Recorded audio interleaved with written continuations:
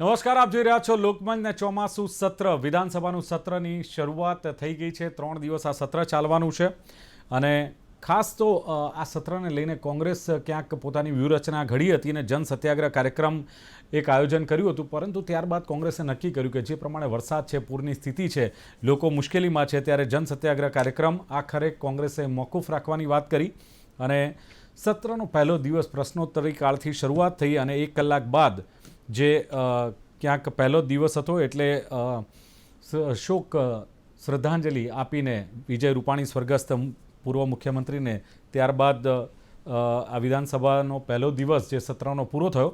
પણ ખાસ તો આ વિધાનસભાનું જે 3 દિવસીય સત્ર મળી રહ્યું છે એમાં 5 વિધેયક રજૂ થશે। આ સિવાય વાત કરીએ તો શ્રમ, રોજગાર, ઉદ્યોગ, નાણાકીય વ્યવસ્થા અને આરોગ્ય સેવા અંગેના વિધેયકો આ સત્રમાં પસાર કરવામાં આવશે અને સત્રના પહેલા જ દિવસે આમ જોયું તો હંગામો જોવા મળ્યો વિપક્ષ તરફથી। વિપક્ષે પ્લેકાર્ડ સાથે દેખાવો કર્યા અને હાથમાં પોસ્ટર લઈને સૂત્રોચ્ચાર કર્યા। કોંગ્રેસના ધારાસભ્યોએ ખાસ તો મનરેગામાં ભ્રષ્ટાચાર થયો છે એને લઈને કોંગ્રેસે આ વિરોધ કર્યો છે અને મંત્રી બચુ ખાબડ પંચાયત મંત્રી છે એમનો વિરોધ એટલા માટે કરી રહ્યા કારણ કે કોંગ્રેસના ધારાસભ્યોની ખાસ માંગ છે કે આ મંત્રીના પરિવારજનો જ્યારે ભ્રષ્ટાચારમાં એમનું નામ આવ્યું છે તો મંત્રીએ રાજીનામું આપવું જોઈએ અને કેબિનેટમાંથી હટાવવાની માંગ કોંગ્રેસે કરી છે। કોંગ્રેસે બેઠકમાં ગંભીરા બ્રિજ દુર્ઘટના, રસ્તાઓની ખસ્તા હાલત મુદ્દે પણ આ સત્રમાં ઘેરવાની એક રણનીતિ જાહેર કરી છે। મોંઘવારી, બેરોજગારી, નબળી કાયદો વ્યવસ્થા આ મુદ્દાઓ લગભગ ચર્ચામાં રહેશે અને મનરેગા, નલ સે જલ જેવી યોજનાઓ કરોડો રૂપિયાનો કોંગ્રેસનું કહેવું છે કે કૌભાંડ છે। ત્યારે સવાલ એ થાય છે કે આ વિધાનસભા સત્રમાં વિધેયક તો પાસ થશે પરંતુ લોકોની સમસ્યા, લોકોના પ્રશ્નો એને લઈને ચર્ચા થશે કે પછી હંગામામાં જ આ 3 દિવસ પસાર થઈ જશે। બીજું આટલું ટૂંકું સત્ર છે તો શું ગુજરાતની જનતાને શું મળશે, આ સવાલો પણ ઉઠે।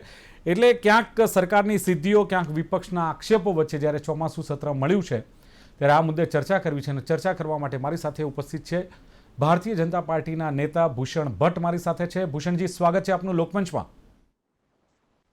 સાથે જ કોંગ્રેસના પ્રવક્તા ડોક્ટર નિકુલ પટેલ, નિકુલજી આપનું સ્વાગત। નમસ્કાર। વિશ્લેષક પ્રશાંત ગઢવી, પ્રશાંતજી આપનું પણ સ્વાગત છે।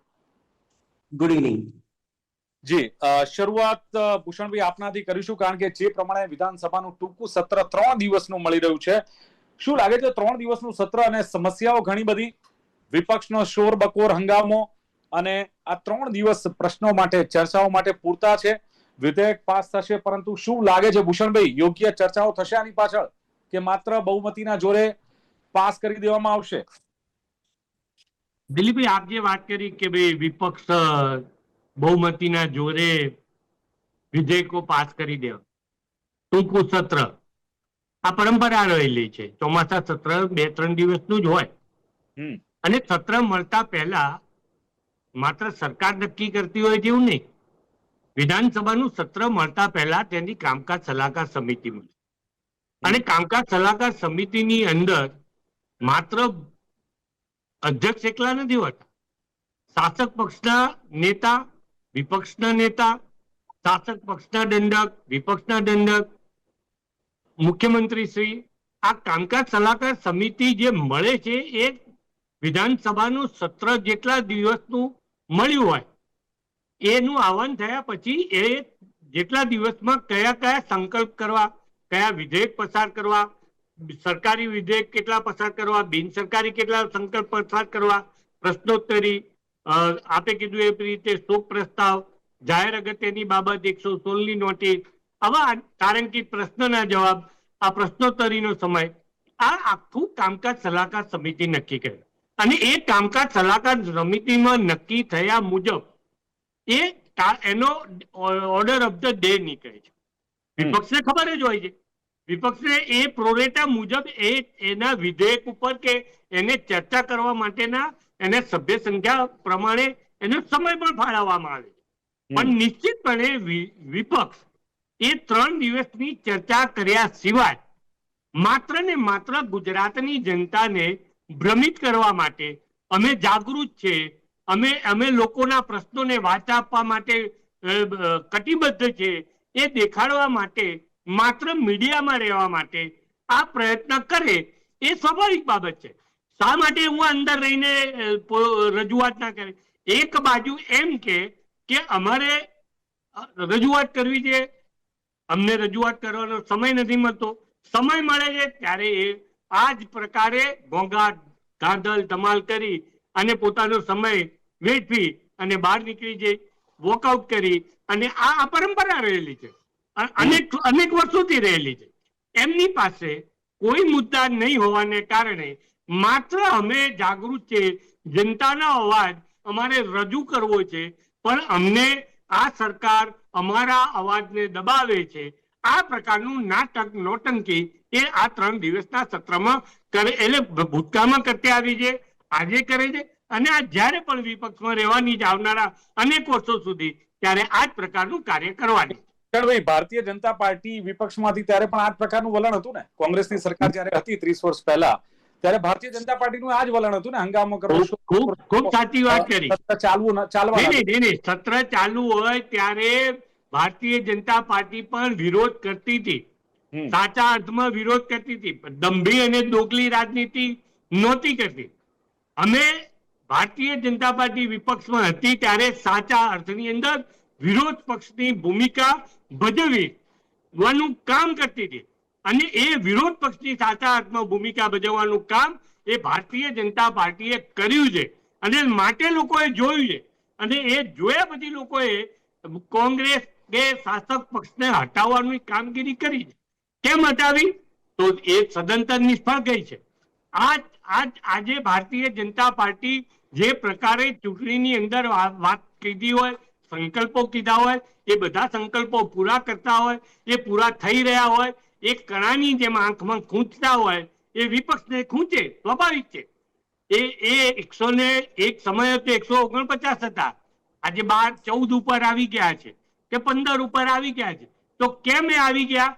આત્મમંથન કરવાની જગ્યાએ, આત્મચિંતન કરવાની જગ્યાએ આ જ પ્રકારે દંભી અને દોગલી રાજનીતિ કરવાને કારણે આ પ્રકારની કામગીરી એ વિપક્ષ કરી રહી છે. લોકો જોવે છે, જોઈ રહ્યા છે, જાણી રહ્યા છે, અને હજુ પણ જો આ પ્રકારની રાજનીતિ વિપક્ષ કરતી રહેશે તો મને લાગે છે કે 2027માં એ 14 પણ નહીં હોય. ભૂષણભાઈ, આટલા બધા પ્રશ્નોનું સોલ્યુશન જો ભારતીય જનતા પાર્ટીની સરકાર આ 30 વર્ષમાં લાવી હોય તો પૂર્વ સૈનિકો છે, શિક્ષકો છે, આંગણવાડીની બહેનો છે, વિધાનસભાના સત્ર પહેલા તો ગાંધીનગરમાં ધામા નાખ્યા છે, એમનું તો કોઈ સાંભળતું નથી, એમની માંગો સંતોષાતી નથી. કેમ સરકાર આમાં નિષ્ફળ છે સાહેબ? કેમ એની ચર્ચા થતી નથી? દિલીપભાઈ, આપની વાત સાચી છે. સમસ્યાઓ હતી છે અને રહેવાની છે. એક સમસ્યા પતે તો બીજી ઊભી થવાની છે, અને આજે જે સમસ્યા છે એનું સમાધાન થયા પછી આવતીકાલે કોઈક નવી સમસ્યા આવવાની છે.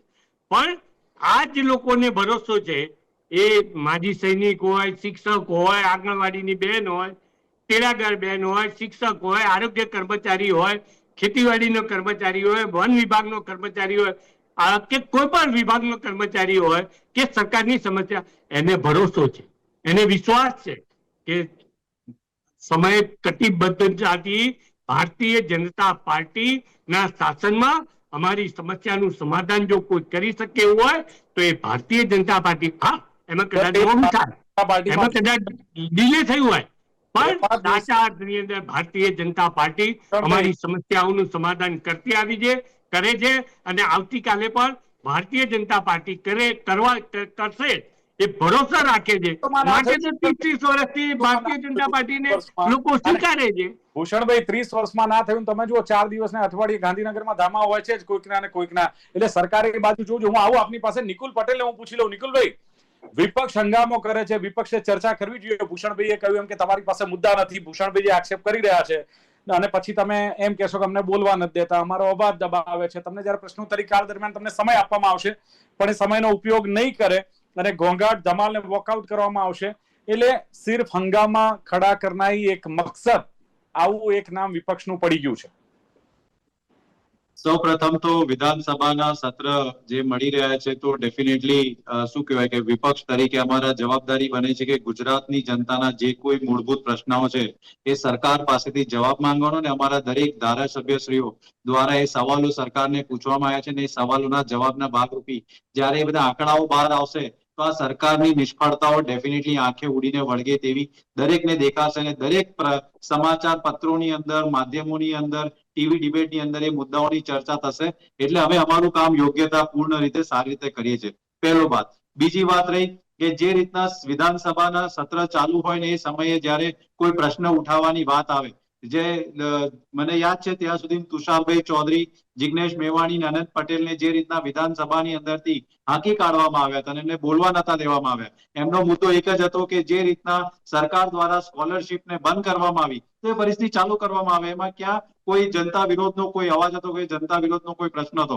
પરંતુ આ ભારતીય જનતા પાર્ટીની જે સરકાર છે એ હંમેશા લોકોને કેવી રીતના શોષણ કરવું, કઈ રીતના એમની જોડેથી શું કહેવાય કે એમના જે અધિકારોને હક છે એમના પ્રત્યે નિરક્ષતા દાખવી એ દેખાઈ રહ્યા છે અને એના અવાજ ઉઠાવીએ છીએ તો ભારતીય જનતા પાર્ટીને એવું લાગે છે કે આ કોંગ્રેસ વાળા વિરોધ કરી રહ્યા છે. પરંતુ એ અમારો મૂળભૂત અધિકાર છે સંવિધાનિક અને અમે કરીશું અને કરતા રહીશું. કારણ કે ભલે એવું કહે છે કે 160 લોકો એમની જોડે છે 182 માંથી, પરંતુ 160 માંથી એક ધારાસભ્ય એવો નથી કે જે વિધેયક આવી રહ્યા છે એના પર ચર્ચા કરે. એ વિધેયક જે આવી રહ્યા છે એના પર લોકોના હિતમાં શું કામગીરી કરવી જોઈએ, એ વિધેયક ખરા અર્થમાં વિધેયકમાં શું પ્રજાહિતમાં નથી એની ચર્ચા કરે. બહુમતીના જોરે આંગળી ઉપર કરી અને દરેક લોકો ભારતીય જનતા પાર્ટીના વિધાયકો હાથ ઉપર કરીને વિધેયક પસાર થઈ જાય છે અને એ લોકો પર થોપી દેવામાં આવે છે. એનો જે મૂળભૂત અને સૌથી મોટો એક્ઝામ્પલ હોય તો સ્ટેચ્યુ ઓફ યુનિટી એક્ટ જે લગાવવામાં આવ્યો છે એ ખરેખર તમે જુઓ તો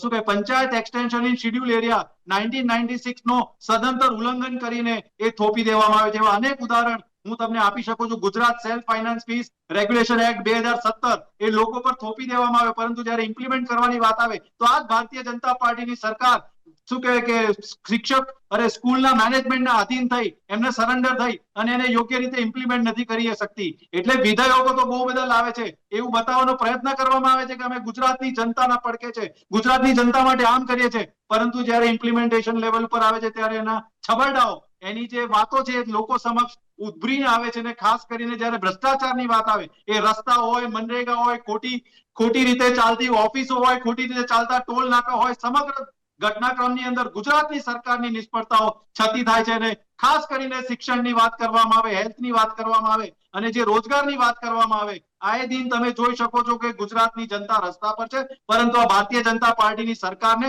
જરા બી એના માટે સંવેદના નથી, એવું અમારું સ્પષ્ટ માનવું છે. બિલકુલ પ્રશાંતભાઈ, આક્ષેપ પ્રતિ આક્ષેપ વચ્ચે 3 દિવસે વિધાનસભાનું સત્ર અને જે પ્રમાણે વાત થઈ રહી છે કે ક્યાંક સરકાર એની સિદ્ધિઓ બતાવે છે તો વિપક્ષ એના આક્ષેપો કરે છે. શું લાગે છે આ સત્રની ફળશ્રુતિ કદાચ કેટલી અપેક્ષા તમને છે કે આની ફળશ્રુતિ રહેશે? પ્રશાંતભાઈ, મહિનાનું વિધાનસભાનું બજેટ સત્ર પૂરું થાય એટલે 180 દિવસ 6 મહિનામાં એકવાર સત્ર ફરીથી બેસાડવું પડે, નહીંતર વિધાનસભા ખંડિત થઈ જાય. આ એક આમે નિયમ છે, 6 મહિનામાં આપણે ચૂંટણી લડાવવી પડે એ રીતે, બરાબર? એટલે ચોમાસુ સત્રના નામે તો 2 થી 3 દિવસ માટે એને બેસાડવામાં આવે છે. દર વર્ષે જ્યારથી મારી સમજ આવી હું જોતો છું તો આ સત્ર લગભગ આપણા માટે ફોર્માલિટી જેવું દેખાય છે. 2 થી 3 દિવસનું હોય એટલે ખબર છે કે સત્તાધારી પક્ષ આવી અને જેમ તારાંકિત પ્રશ્નો, અતારાંકિત પ્રશ્નોની વાત સમજાવી ભૂષણભાઈએ, એમ ત્યાં પ્રશ્નો મૂકવાના, એ પ્રશ્નોને વાચા મળે ના મળે જેમ તેમ કરીને 3 દી કેમ પૂરા કરવા. એટલે તમે હમણાં પ્રસ્તાવનામાં બહુ સરસ કંઈક વાત કરતા વિધેયક પાસ થશે, એટલે મારો પ્રશ્ન ચાલુ થાય શું વિધેયક પાસ થશે પણ વિધાનસભા પાસ થશે આમાંથી? વિધાનસભા પાસ એટલા માટે કે 180 દિવસે બેસતા સત્રમાં દરેક વિસ્તારના પ્રતિનિધિ 6 મહિના દરમિયાન પોતાના વિસ્તારના પ્રશ્નો જો મૂકે અને તમે જેમ કીધું કે જનતાના હિતને, આમાં જનતાને શું મળશે આ 3 દિવસના અંતે? એટલે જનતાને શું મળશે 3 દિવસે? તો કઈ નહીં, માત્ર હંગામો સાંભળવાનો, અંદર સત્તાની વાહીવાહી સાંભળવાની. સત્તાધારી પક્ષે એની રીતે 10 વાગે ચાલુ કર્યું, 11 વાગે સત્ર કેમ 6 વગાડવા અને એના માટે વિપક્ષ થોડો હંગામો કરે અને એમને કેમ વોકઆઉટ કરીને બહાર નીકળી જવું, આમ કરીને પૂરું કરવું છે. આ 3 દિવસ દરમિયાન રોડ, રસ્તા, ખાડા, કાંડ, કૌભાંડ, મનરેગા, બીજું ત્રીજું, તમે કીધું મોંઘવારી, બેરોજગારી, અત્યારે વરસાદ.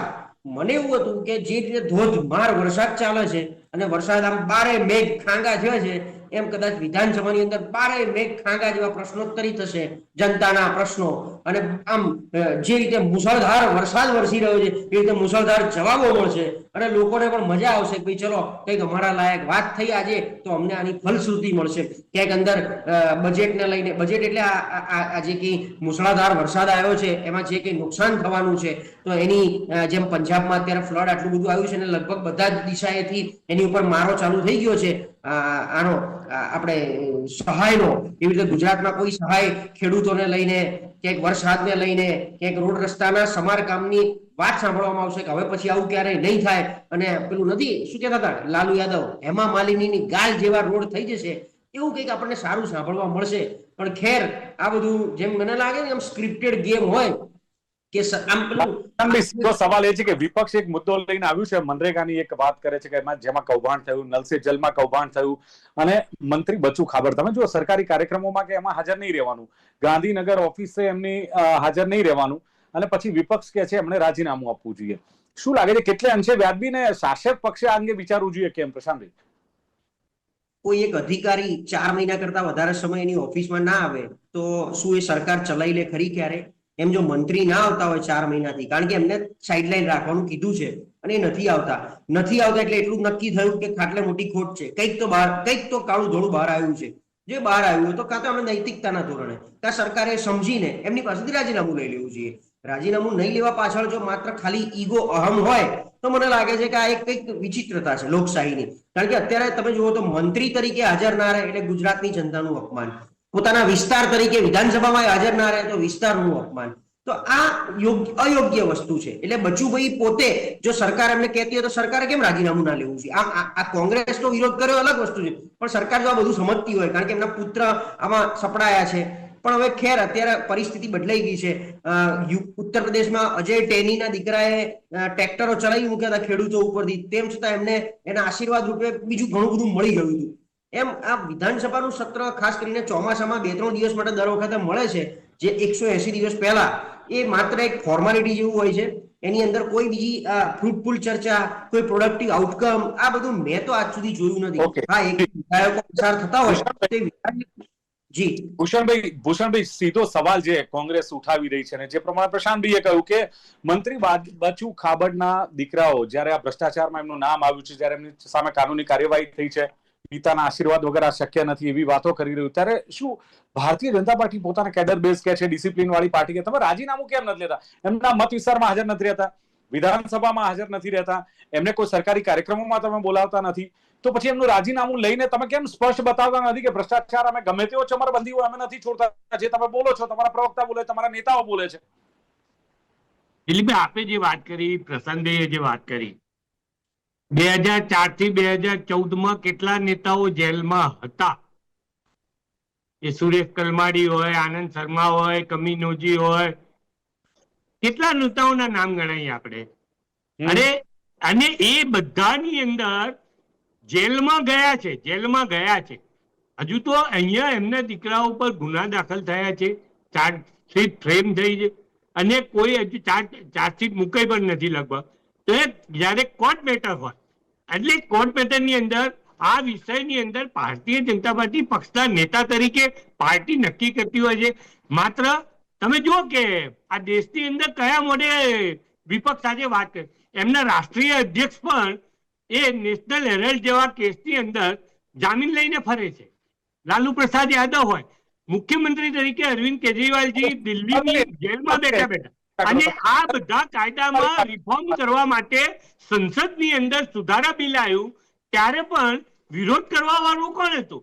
કે એક મુખ્યમંત્રી કે એક મંત્રી ને સજા પડે અથવા જેલ થાય તો એ સુધારા બિલ માન્ય કેન્દ્રના ગૃહમંત્રી અમિતભાઈ શાહ જયારે લોકસભામાં લાવ્યા ત્યારે પણ એનો વિરોધ કોને કર્યો? મારે કહેવાની વાત એટલી છે કે દુઃખે પેટને કૂટે માતું જેવી વાત નહીં કરવાની. એ સમયને યાદ નહીં કરવાનો. અમારે તો જેલમાં ગયા છે, જેલમાંથી જામીન ઉપર હતા, જામીન અંદર જેલની અંદરથી સરકાર ચલાવતા હતા. ચીફ સેક્રેટરી કે સેક્રેટરી ફાઇલ લઈને હજુ એ સ્થિતિનું નિર્માણ એ ગુજરાતમાં કે ભાજપ ભારતની સરકારમાં નથી રહ્યું ભાઈ. એટલે અને એની અંદર સુધારા માટેનું બિલ કેન્દ્રની સરકાર લોકસભાની અંદર લાવી, એ રાજ્યની સરકારો પણ એ પ્રકારે આગળ વધી રહી છે અને આવનારા દિવસોની અંદર એ જે કોઈ નિર્ણય કરે એ આબાદિત અધિકારી સરકારના અને માન્ય મુખ્યમંત્રીશ્રીનો એ દિશામાં એક ચોક્કસપણે કરશે. ચલો નિકુલ પટેલ, જે પ્રમાણે વાત છે કે ચોક્કસ તમારો વિરોધ બરાબર છે, તમે આંદોલન કરો, લોકોના પ્રશ્નો લઈને આક્રમકતા બતાવો, પણ માત્ર વિરોધ કરવો, ખરેખર લોકોના પ્રશ્નોને લઈને તમારે વિધાનસભામાં રજૂઆત કરવી જોઈએ. નો ડાઉટ બચુ ખાબડનો સવાલ તમે ઉઠાવી શકો છો, તો તમે બહાર પણ લઈ જાઓ, વિધાનસભામાં તમે સમય બરબાદ કરો. બીજું 16 કે 17 ધારાસભ્યો એકાદ માની લો ઘેર હોય તો પણ આટલી ઓછી સંખ્યામાં તમે કેવી રીતે આ શાસક પક્ષ સામે લડી શકશો નિકુલભાઈ? નો ડાઉટ એક વસ્તુ છે, તમારા ધારાસભ્યો લઈ ગયા છે, એ 2 નંબરની વાત છે. વિધાનસભાની અંદર કોઈ પણ વિધેયક આવીને ચર્ચાની વાત આવે તો ડેફિનેટલી સંખ્યાબળ એક ઇમ્પોર્ટન્ટ પેરામીટર છે કે જ્યાં જે સમય મળવા પાત્ર છે એ ચર્ચાનો સમય મળવો જોઈએ. અને એ પ્રમાણે જે બી વિધેયક જયારે ચર્ચા થતા હોય તો કોંગ્રેસ તરીકે અમે અમારો પક્ષ રાખીએ છીએ, કારણ કે જનતાના હિતના મુદ્દાઓ જે છે ડેફિનેટલી કોંગ્રેસ તરીકે અમને જે કોઈ બી માત્રામાં અમે છે અમારી જવાબદારી છે અને અમે યોગ્યતાપૂર્ણ રીતે મૂકીએ છીએ. પરંતુ અહીંયા પ્રશ્ન એ છે કે શું બાકીના જે ધારાસભ્યો જે જ્યાંથી પ્રતિનિધિત્વ કરે છે તે પોતે જનતાના સારા અર્થમાં, સાચા અર્થમાં એના જે શું કહેવાય કે વિધેયકની અંદર જે ચિંતાનો વિષય છે વ્યક્ત કરી શકે છે ખરા? ત્યાં નથી કરી શકતા, કારણ કે તેમને ત્યાં ફક્ત ને ફક્ત હાથ ઉપર કરી અને વિધેયકને બહુમતીના જોડે પસાર કરવાનું હોય છે. અને ખાસ કરીને જ્યારે નિકુલભાઈ, તમે અમારા ધારાસભ્યની ચિંતા શા માટે કરો છો? તમે તમારા ધારાસભ્યની ચિંતા કરો. વિધેયક ઉપર સુધારા મૂકવા જોઈએ તો એ સુધારા તમે મૂકવા જોઈએ, તો સુધારા મૂકવાની અંદર આ સરકારે તમારા વિપક્ષે મૂકેલા સુધારાઓને ક્યાંક સારા હોય અને સાચા હોય તો એનો સ્વીકાર પણ કર્યો છે, પણ તમારી નૈતિકતા જુદી રહી ભાઈ. આપણે એમનો અવાજ નહીં દબાવીએ વિપક્ષનો. જી નિકુલભાઈ, એમણે પણ તમારા સાંસદોની, તમારા નેતાઓની ચર્ચા કરી છે નિકુલભાઈ, નથી કરી હમણાં? મેં જયારે હું એ જ કહેવાનો પ્રયત્ન કરી રહ્યો છું કે પ્રતિનિધિઓની જવાબદારીઓ શું હોય છે અને કઈ રીતના એના કાર્યવાહી થવા જોઈએ. વિપક્ષ તરીકે અમે બી શું કહેવાય કે લોકોનું ધ્યાન દોરવા માંગીએ છીએ અને ખાસ કરીને બચુ ખાબડજીના ડિસ્કશન કરવા માંગીએ તો જે રીતના ભ્રષ્ટાચારના સમગ્ર ઘટનાક્રમ બહાર આવ્યો છે અને એની અંદર બી તમે જો અમિત ચાવડા શ્રી સતત એના રજૂઆત કરી રહ્યા હતા, પરંતુ જયારે ફાઇનલી બધી જ વસ્તુ બહાર આવી ત્યારે સરકારે એક્સેપ્ટ કર્યું કે ભાઈ ભ્રષ્ટાચાર થયો છે, એમના પર છોકરાઓ પર કાર્યવાહી બી થઈ, પરંતુ જે મૂળભૂત એમને આટલી મૌલિકતા અને એમની આટલી સંવેદનશીલતા છે હજી બી દ્રષ્ટિપાત થઈ નથી રહી. એ સ્પષ્ટ દેખાડે છે કે એમનો કશે ને કશે બચાવના કામગીરી ચાલી રહ્યા છે. ઓકે નિકુલભાઈ, પ્રશાંતભાઈ, શું લાગે છે વિધાનસભાનું સત્ર બોલાવવાનું હતું, બચુ ખાબડ પહેલેથી જ ચર્ચામાં હતા, ખબર હતી કે વિધાનસભાના સત્રમાં વિપક્ષને આ મોકો મળવાનો છે, લાગતું નથી કે શાસક પક્ષે આ અંગે યોગ્ય નિર્ણય લઈને વિપક્ષનું મોઢું બંધ કરવાની જરૂર હતી અને આ જ સત્રમાં કહી શકાય કે ભાઈ અમે આ પગલા ભર્યા, અમે બચુ ખાબડને ન માત્ર સાઇડલાઇન કર્યા, એમને મંત્રી પદ પણ એમનું છીનવી લીધું? પ્રશાંતજી. બચુભાઈ ખાબડ પોતે નૈતિકતામાં જો હોત ને, હું 2 ઉદાહરણ આપું. અડવાણીજી ઉપર 1996 કે 2000ની સાલમાં એક આક્ષેપ થયો હતો, ત્યારે એમણે એવું કીધું હતું જ્યાં સુધી મારે આક્ષેપમાંથી મુક્ત નહીં થવું ત્યાં સુધી હું ચૂંટણી નહીં લડું. અને આઈ થિંક હું ના ભૂલતો, કદાચ હું ખોટો હોઈ શકું, પણ આપણી જોડે ભૂષણભાઈ બેઠા છે અને એમના ફાધર અશોકભાઈને પણ કંઈક મને લાગે છે ખાડિયા કે રાયપુર ખાતે આવું થયું હતું ને એમણે પણ આનું અમલીકરણ કર્યું હતું. એ નૈતિકતાના ધોરણે એમણે 1-2 વાર મને લાગે છે ટિકિટ નહીં લઈને ચૂંટણી નહોતા લડ્યા. તો બચુભાઈમાં પણ ખાબડમાં પણ જો આ નૈતિકતા હોય, કારણ કે એમના પુત્ર જેલમાં છે એટલે એમના પુત્ર ઉપર આ બધું થયું છે, ધરપકડ સુધી વાત ગઈ છે, તો એમણે પોતે નૈતિકતાના આધાર ઉપર આ વાત મૂકી દેવી જોઈતી હતી. પાર્ટી જ્યારે કહે ત્યારે ઉપરથી પાર્ટી આ બચાવવાનો જે પ્રયત્ન કરે છે અથવા આ નહીં લઈને, રાજીનામું નહીં લઈને, કારણ કે આજે બહાર આવ્યું છે, મેં શું કીધું, બહાર ના આવ્યું હોત ને તો કદાચ હજી કે આક્ષેપ છે આ છે તે છે, પણ ધરપકડ બી થઈ ગઈ છે એકવાર. અને મનરેગા એમનું પોતાનું આ ખાતું છે, પંચાયત વિભાગમાં આવે છે, અત્યારે એમની ગેરહાજરીમાં આખું પંચાયત વિભાગ એટલે ગુજરાત રાજ્યની 18,400 ગામડાનો વિકાસ રૂંધાઈ ગયો છે પંચાયત મંત્રી વગર, એમ કહી શકાય. આવી પરિસ્થિતિમાં એમણે જાતે, અને જેમ તમે કીધું એમ કે પક્ષે પણ, સરકારે પણ આ રાજીનામું કેમ ના લેવું જોઈએ, એટલે સ્પષ્ટપણે લઈ લેવું જોઈએ. વિપક્ષ તો કહેતા કહેશે, એ પહેલા સરકારે દાખલો બેસાડવાની જરૂર હતી કે ભાઈ અમારામાંથી આવું થયું છે, અને જેમ તમે રાઘવજીને ઓલરેડી ચાર્જ પણ આપી દીધો છે. આ બધું સ્પષ્ટ થઈ આપે છે કે સરકાર પણ માનસિક સ્વીકારે છે કે ભાઈ જે થયું છે એમાં બચુભાઈ ક્યાંક સંડોવાયેલા હશે કે નહીં સંડોવાયેલા હોય, પણ અત્યારે એમને આપણે આમાંથી દૂર રાખીએ છીએ. એ જ રીતે અફસોસ કે એક્શનમાં આવવા તૈયાર નથી. જી, આપની વાત પૂરી કરો પ્લીઝ. એ જ રીતે શું વિપક્ષ એટલે હંગામો એમ જેમ સકારાત્મક ભૂમિકાની વિપક્ષ અમે જવાહરલાલ નહેરુ વખતે અમે શ્યામાપ્રસાદ મુખર્જીની વિપક્ષની ભૂમિકા આપણે જોયેલી છે અને વાજપેયીજી વખતે સુંદર મજાની વિપક્ષની ભૂમિકા આમની પણ આપણે જોયેલી છે. તો એ સકારાત્મકતા શું ક્યારે આવી જ નહીં શકે? હવે એ સકારાત્મકતા આપણા માટે એક ઇતિહાસ બની ગયો છે. લોકસભાની અંદર વિધાનસભાની અંદર પણ આવું તો શું એ ઇતિહાસના પાના પર અમર થઈ ગયો છે? બિલકુલ સકારાત્મક અમર થઈ ગયો છે. બિલકુલ આપે કહ્યું તે પ્રમાણે ઇતિહાસ દોરાય એવી શક્યતા ઓછી લાગે છે, પણ જે પ્રમાણે ભૂષણભાઈએ કહ્યું કે 2-3 દિવસનું ચોમાસું સત્ર હોય છે, કામકાજ કરી એમણે કે સલાહકાર સમિતિ ચર્ચા કરે અને એમાં એમણે કહ્યું એમ વિપક્ષના અધ્યક્ષ હોય, શાસક હોય, વિપક્ષના નેતા હોય, દંડક હોય, મુખ્યમંત્રી હોય, એમાં વિધેયકની ચર્ચા ઓલરેડી થઈ જતી હોય છે, પણ વિપક્ષને પણ સમય ફાળવવામાં આવે છે, પણ વિપક્ષ હંગામો કરવામાં વ્યસ્ત હોય છે. ભૂષણભાઈનું કહેવું છે કે વિપક્ષ પાસે મુદ્દા નથી એટલે માત્ર લોકોને, ગુજરાતની જનતાને ભ્રમિત કરવા, મીડિયામાં ચર્ચામાં રહેવું એ વિપક્ષનો એક મોટો હોય છે, એક આશય હોય છે. ભૂષણભાઈ કહે છે મુદ્દા નથી ને પછી કહે છે અમારો અવાજ દબાવવામાં આવે છે. અને સાથે જ એમણે કહ્યું તે પ્રમાણે કે ભાજપ સાચા અર્થમાં, અમે પણ વિપક્ષમાં હતા પણ એ વખતે સાચા અર્થમાં વિરોધ કરતા હતા, પણ નિકુલ પટેલે કહ્યું એમ કે અમારી જવાબદારી છે કે અમે લોકોના પ્રશ્નો રજૂ કરીએ, લોકોની વાતો રજૂ કરીએ, પણ ક્યાંક આંકડાઓ જે છે એ આંકડાઓ બહાર આવશે એટલે ભારતીય જનતા પાર્ટીની નિષ્ફળતા સામે આવશે. અને નિકુલભાઈ કહે છે તે પ્રમાણે કે લોકોનું શોષણ કરવું ને અધિકારો છીનવા એ જ આ ભારતીય જનતા પાર્ટીનું કામ છે. ભ્રષ્ટાચાર અને નિષ્ફળતાઓ સ્પષ્ટપણે દેખાય છે. એમણે વાત કરી શિક્ષણની, રોજગારની, રોડ, રસ્તા, મનરેગા, નલ સે જલ, આ સ્પષ્ટ ભ્રષ્ટાચારો દેખાય છે અને બચુ ખાબડનું રાજીનામું કેમ નહીં, આવા સવાલો પૂછ્યા છે. ત્યારે પ્રશાંત ગઢવીએ સરસ વાત કરી કે બજેટ સત્ર પછી 180 દિવસ બાદ એમણે કહ્યું કે આ રીતે સત્ર બોલાવવું પડે, ફોર્માલિટી જેવું સત્ર છે, 3 દિવસનું સત્ર બોલાવ્યું છે, પણ જનતાને કોઈ ચર્ચા નહીં થાય, માત્ર હંગામો થશે, સરકાર એની વાહવાહી કરશે. અને બીજું બચુ ખાબડ મુદ્દે પણ એમણે કહ્યું કે નૈતિકતા હોવી જોઈએ, એમના નૈતિકતા હોય તો એમણે પોતે રાજીનામું આપવું જોઈએ અને પોતે રાજીનામું નથી આપતા. પણ મનરેગા જે કૌભાંડ થયું, પંચાયત વિભાગ એમની પાસે, તો એ સીધા જવાબદાર છે. તો સરકારે કેમ રાજીનામું લઈને એમને એક દાખલો ન બેસાડ્યો?